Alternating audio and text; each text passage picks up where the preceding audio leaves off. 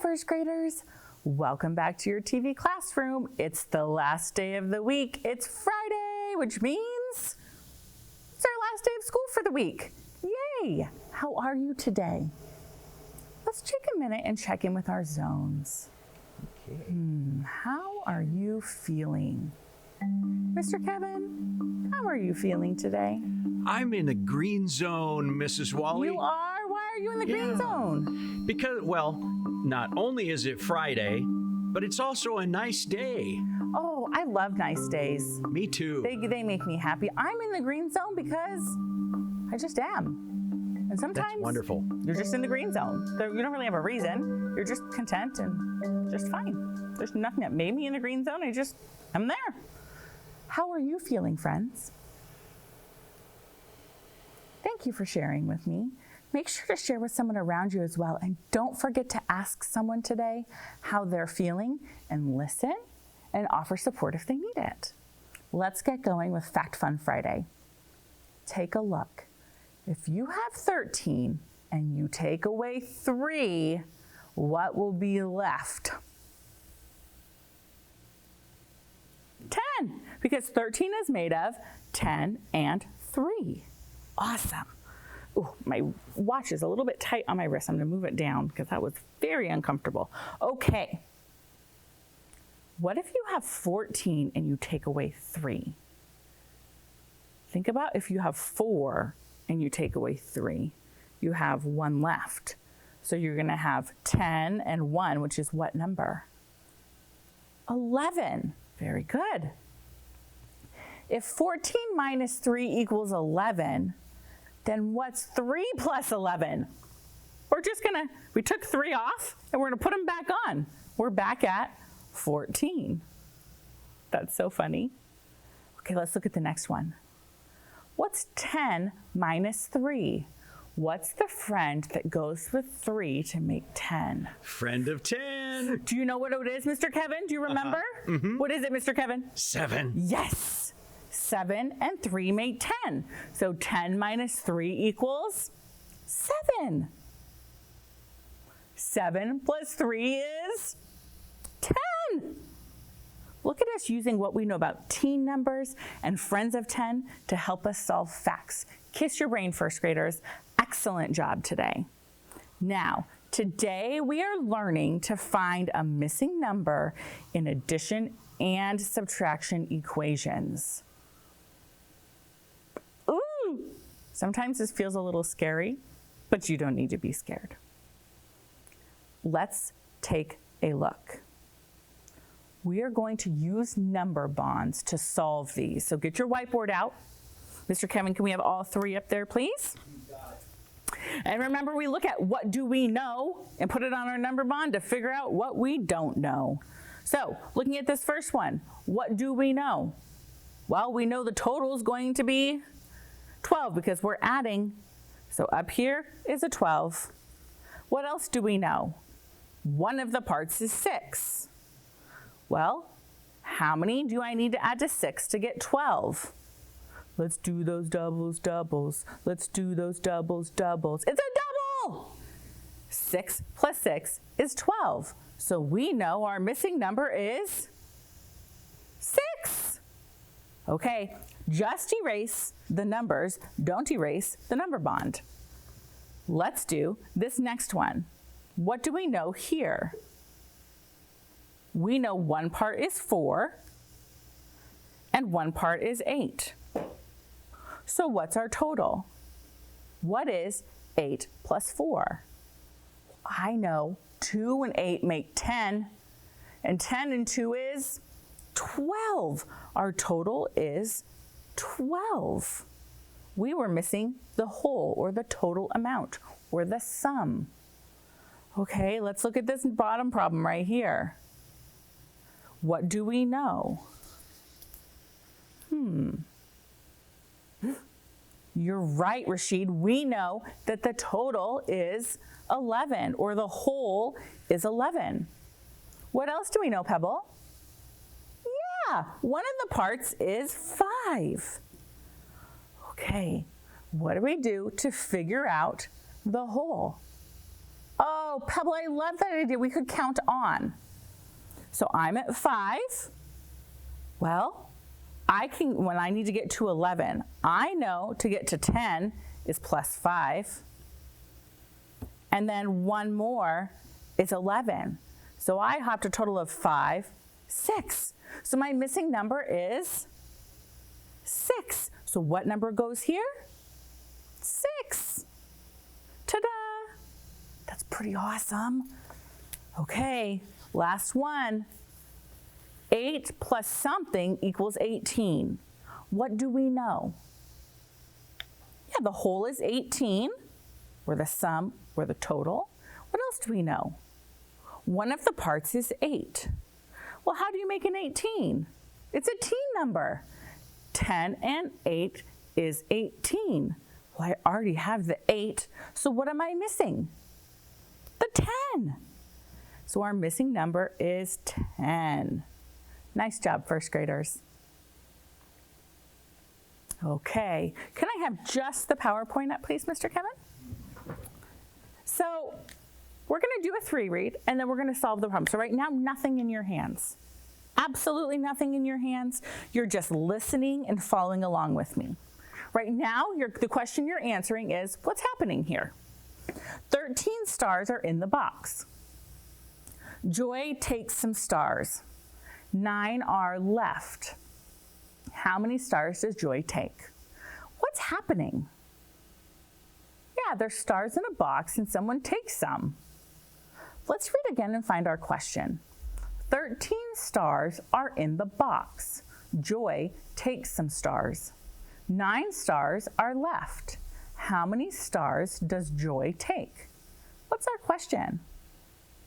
How many stars does Joy take? What information are we going to work with? What do we know? We know there are 13 stars in the box. What else do we know? That Joy is just going to take some. And 9 stars are left. Go ahead, solve this problem on your whiteboard. See if you can come up with an answer. I'm going to give you 2 minutes. Go.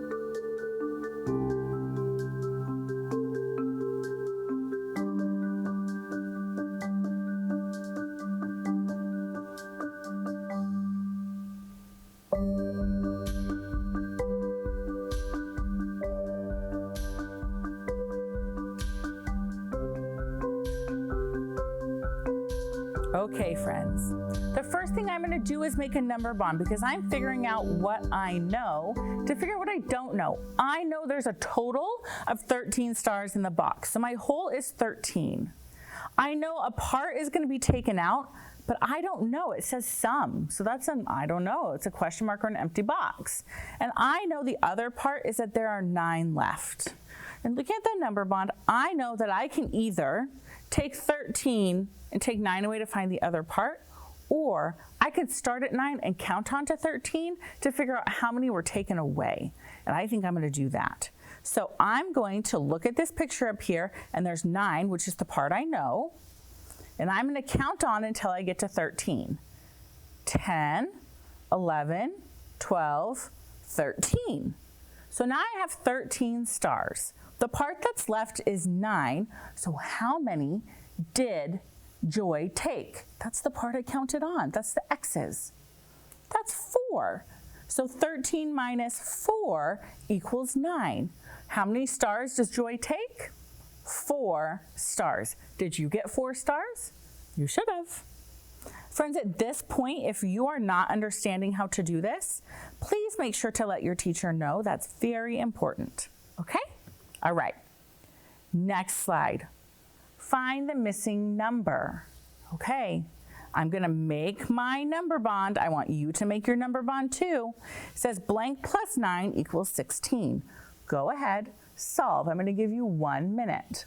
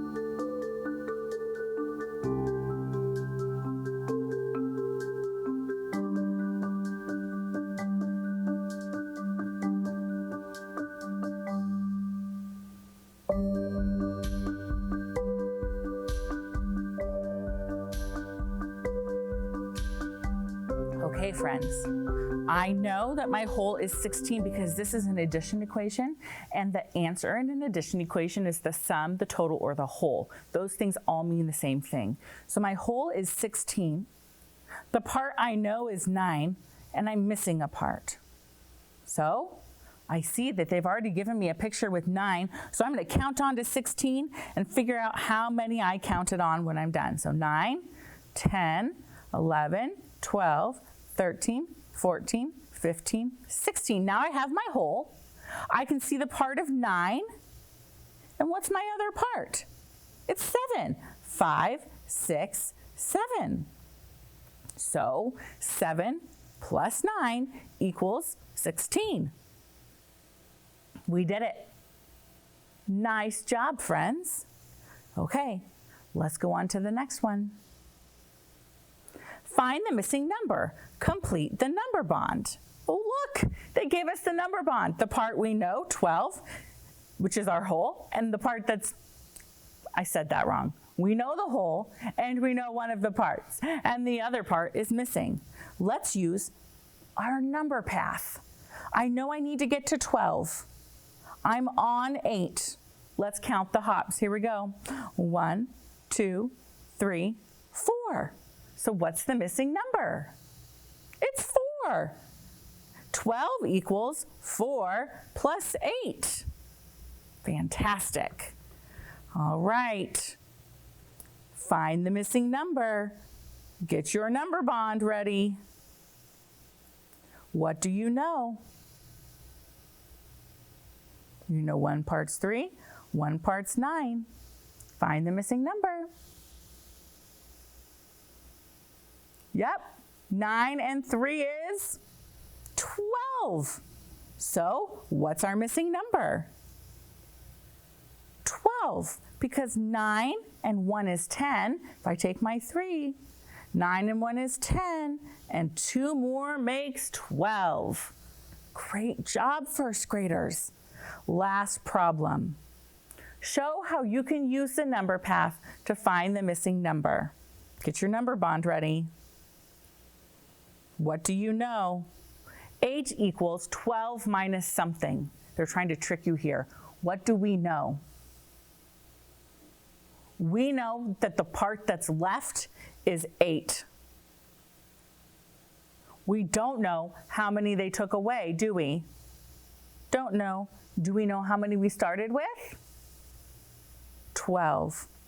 Go ahead. Show me. What's the answer? What are you going to do?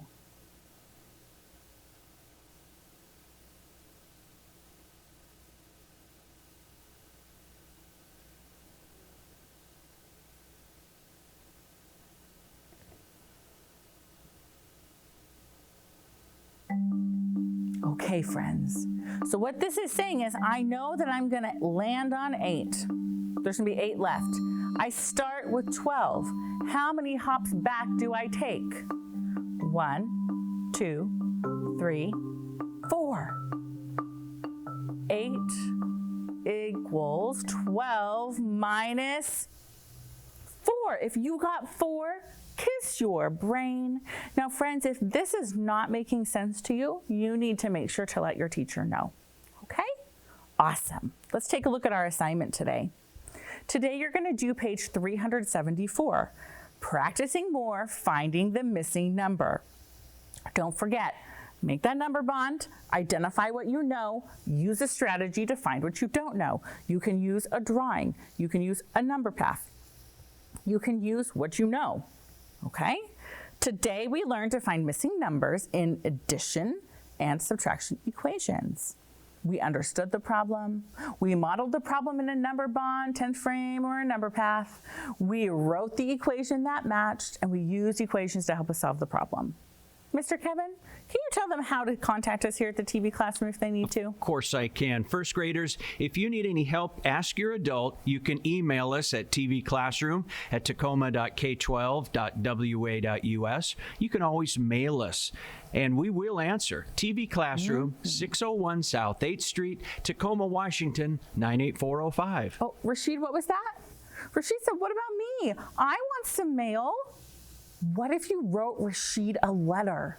I think Rashid would really enjoy that. Rashid would love that. I know he would. All right, friends, up next is Learning with Miss Oslin. You need your ELA packet, your learning notebook, your pencil, and your learning buddy. You're going to take a break, take care of your needs, go to the restroom, get a snack if you need to, get your wiggles out, and then be back ready to learn when Miss Oslin comes on the screen. I hope you have a wonderful rest of your day, and I will see you next time. Bye.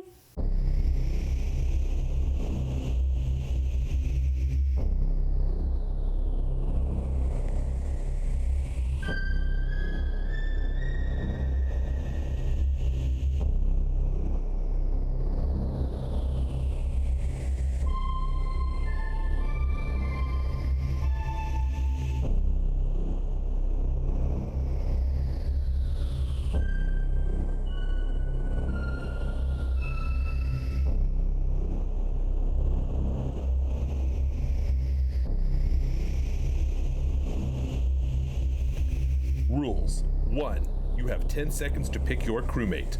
2. A new timer will appear with an exercise for the crewmate you picked. 3. You will get 10 points for each correct crewmate and exercise you choose. 4. If you pick the imposter, you will lose all your points. 5. See how many points you can get. Good luck.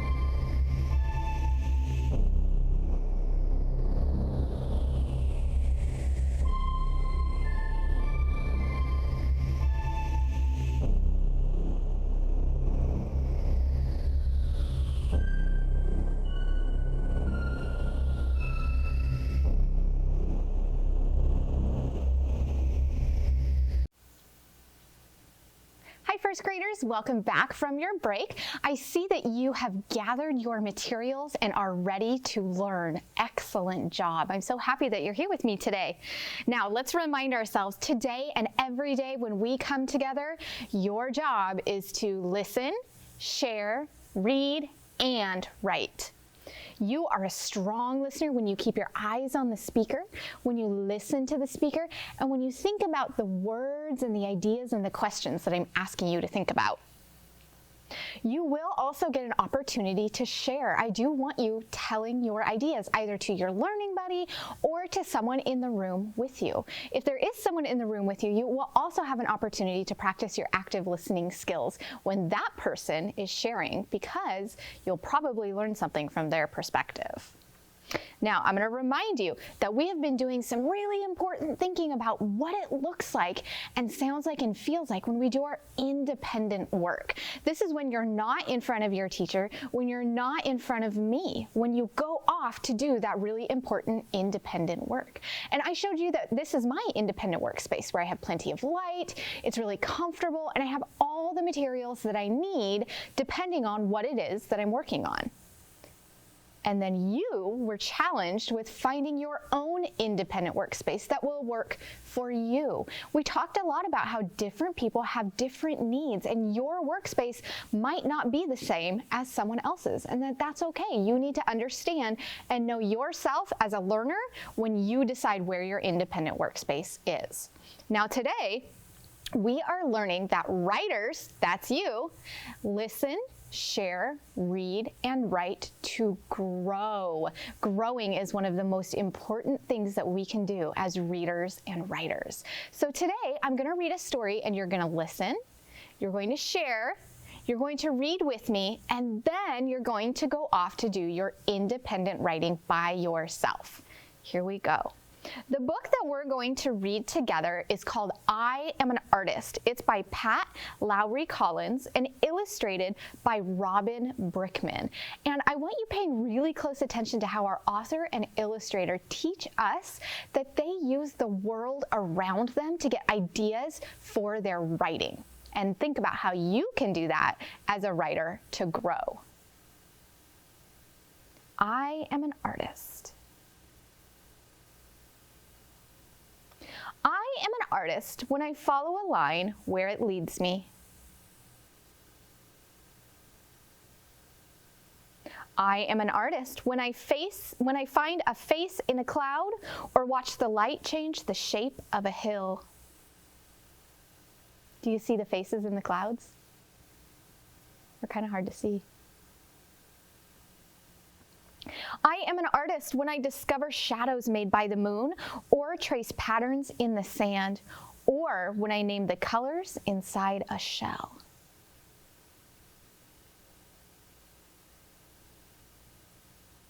I am an artist when I look through a sun shower for a rainbow.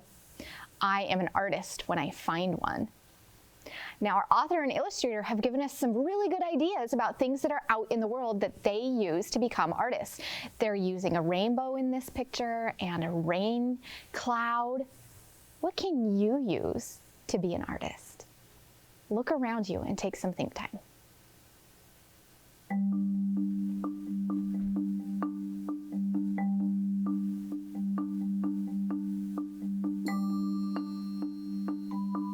Turn and tell your learning buddy what you're thinking. Rashid, I was looking around our TV classroom and I see some coils of, not rope, but wires, and it kind of made me think of a snake coiled up and how I might be able to draw the cords and maybe make it into a snake. Then I could come up with a whole story about how the cords came to life as a snake, and that would make me an artist. Let's keep reading, thinking about how you and I can be artists. I am an artist when I notice that the sea is a mirror for the sky, and when I make something from the things that I collect.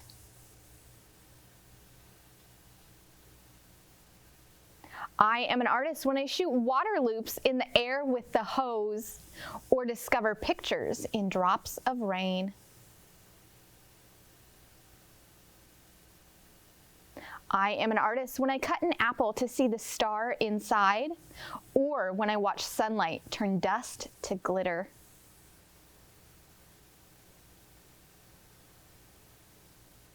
I am an artist when I crunch through crusted snow and stop to gather winter's hush around me. I hear we might have snow soon. I am an artist when I look at a bird until I feel feathery too. And at an orange until I know what it is to be perfectly round. Or we know the word for that shape, perfectly round, because Mrs. Wally taught us. It's a sphere. I am an artist when I run my fingers over a shiny pod or across the rough bark of a tree, or when I blow on a full-blown milkweed and it splinters into tiny white puffs.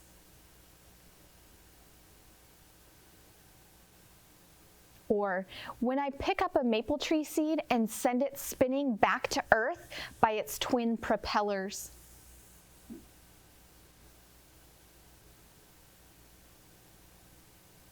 I am an artist when I see that the sun comes up in a soft haze.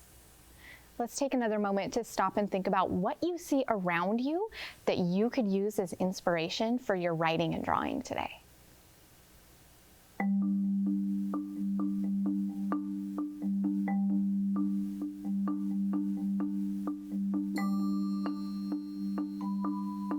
Turn and tell your learning buddy what you're thinking. Okay, Rashid, I see a chair and it has holes in it, and it kind of reminds me of like the sky when the stars come out, where it looks like there's holes with a light shining through. I could draw a really neat picture like that, but with the chair. That would be cool. Now, you'll notice that our author and illustrator are using things that are outside. Well, I'm not outside right now, and I don't really see out any windows from where I'm sitting. I can use things inside too.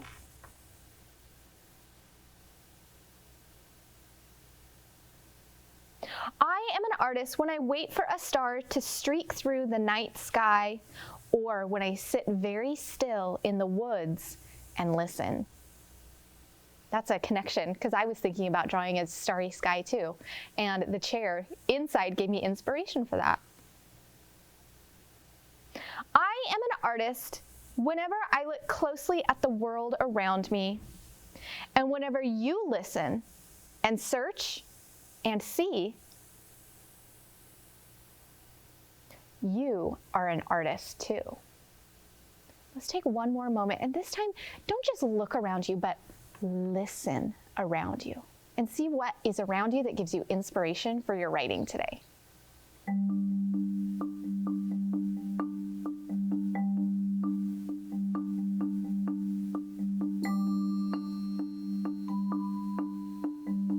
Turn and tell your learning buddy what you're thinking. Rashid, when I was really listening very closely around me, I could hear there's a lot of machines and computers here in TV Classroom, and I could hear them buzzing.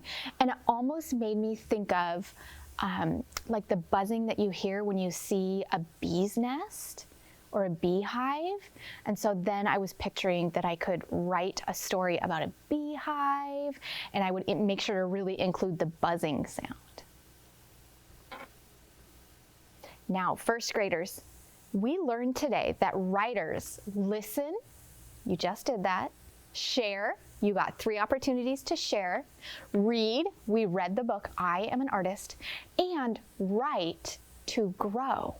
So for your independent work today, make sure that you find an independent workspace that's going to work for you, that has plenty of light, that is comfortable, and where you have all your materials so that you can get your independent work done today. The independent work I want you to do today is reading to yourself. And while you're reading to yourself, I want you to practice the story elements. Do you remember the story elements that we've been learning about? Let's practice saying them out loud. Here we go. Character, setting, beginning, middle, end. Pay really close attention to those story elements while you're doing your independent reading today.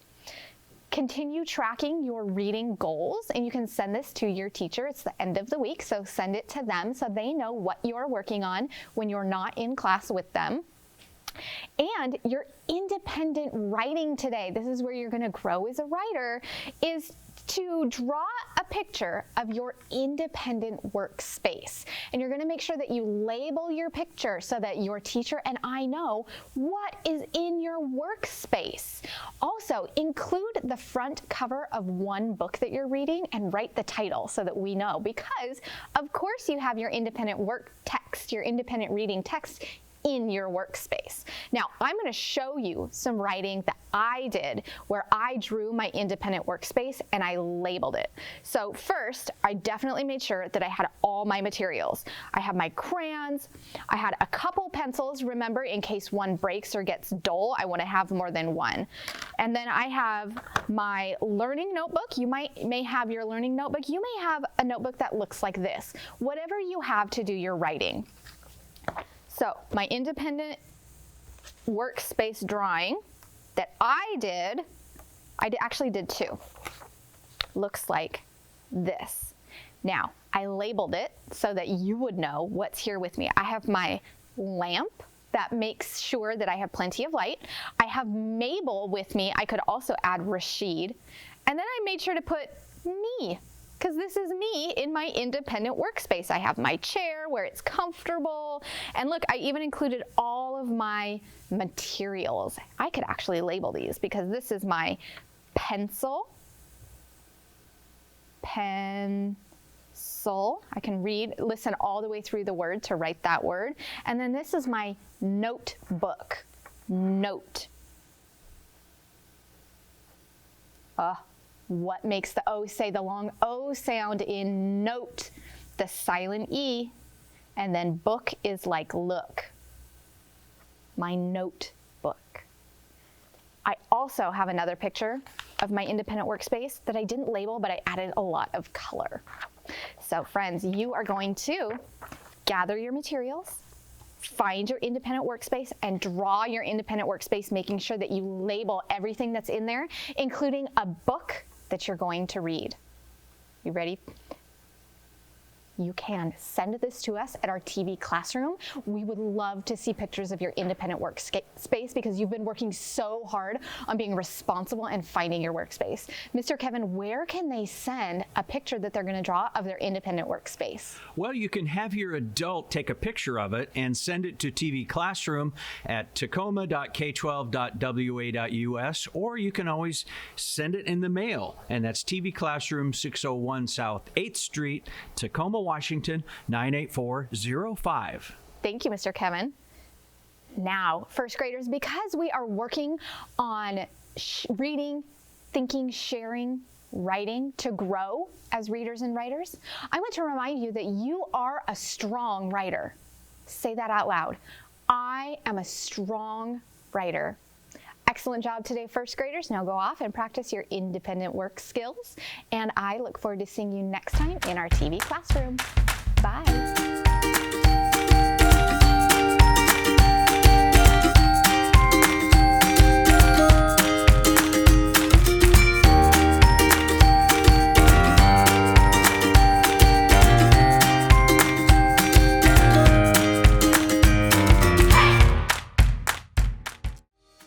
Hey kids, we want to see your work.